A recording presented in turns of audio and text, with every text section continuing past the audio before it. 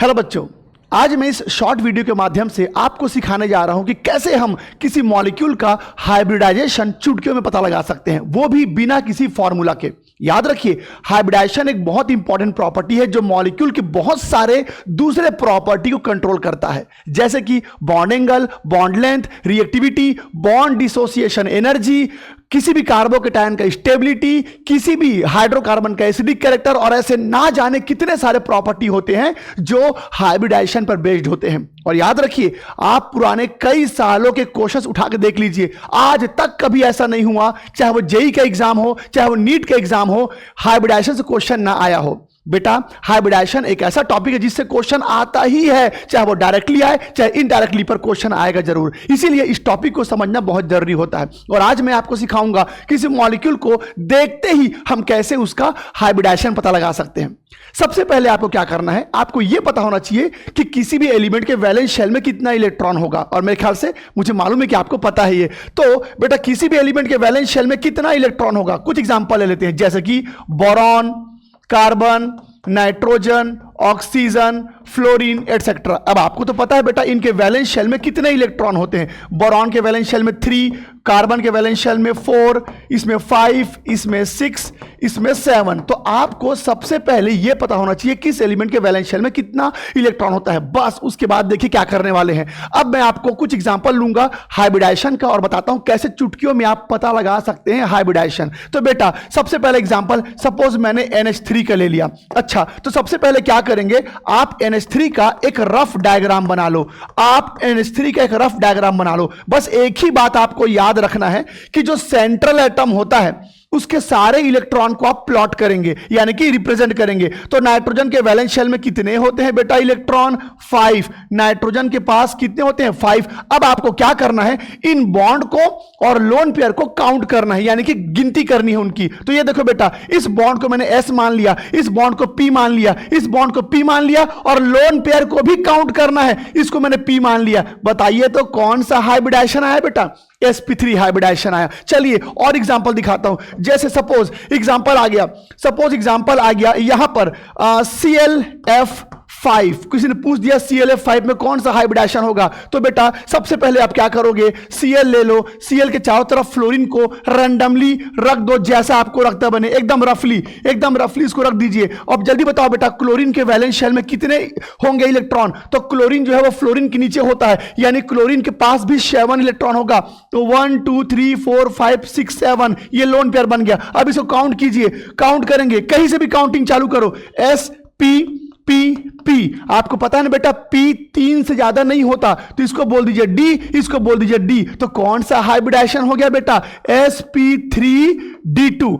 कौन सा हाइब्रिडाइजेशन हो गया? sp3d2। चलिए और एक एग्जांपल दिखाता हूं। चलिए एक एग्जांपल और देखो बेटा, सपोज किसी ने पूछ दिया कि SF4 में कौन सा हाइब्रिडाइजेशन होगा। पहले आप इसका एक रफ डायग्राम बना लो, जैसा बना सकते हो, आपकी मर्जी है, आप जैसा ठीक लगे वैसा बना लो। बस एक ही बात याद रखना, जो सेंटर में एटम होता है उसके सारे इलेक्ट्रॉनों को आपको बनाना पड़ेगा। बेटा, सल्फर ऑक्सीजन के नीचे होता है, यानी कि ऑक्सीजन के पास वैलेंस शेल में अगर 6 इलेक्ट्रॉन है तो सल्फर के पास भी 6 होंगे। तो ये देखो 1 2 3 4 5 6, इसको लोन पेयर मान लेते हैं। अब चले काउंटिंग कीजिए, कहीं से भी काउंटिंग कर सकते हैं आप। मान लीजिए मैंने यहां से स्टार्ट किया, SP लोन पेयर को भी काउंट करेंगे, और P। अब P 3 से ज्यादा नहीं होता, तो एक बॉन्ड और बच गया, तो इसको बोलेंगे बेटा D। तो कौन सा हाइब्रिडाइजेशन हो गया? ये sp3d। ये हो गया sp3d।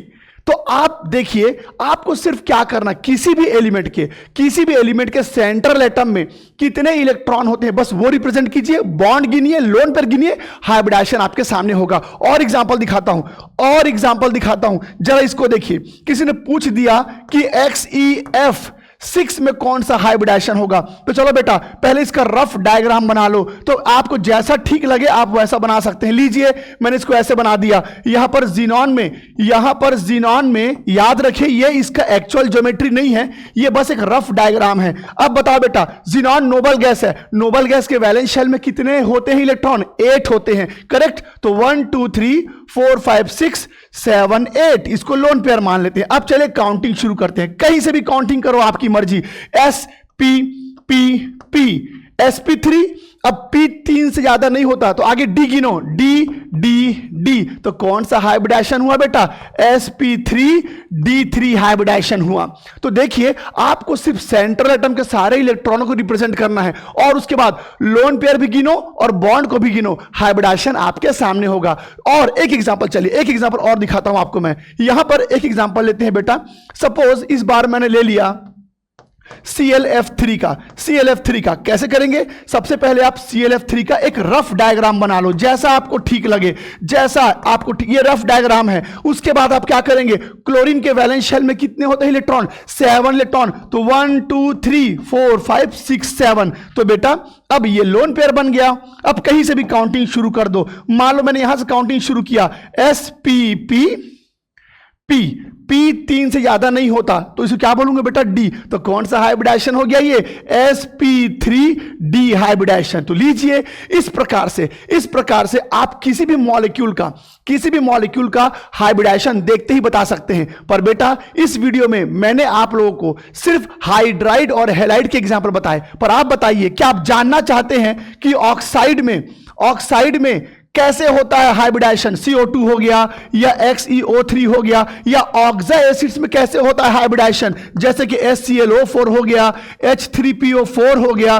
तो अगर आप ऑक्साइड्स और ऑक्सा एसिड्स का हाइब्रिडाइजेशन कैसे करते जानना चाहते हैं तो आप कमेंट में लिखिएगा। मैं अगले वीडियो में इन सब के भी डायरेक्ट कैसे हाइब्रिडाइजेशन पता लगाते हैं आपको सिखाऊंगा। तो इस वीडियो में इतना ही है बेटा।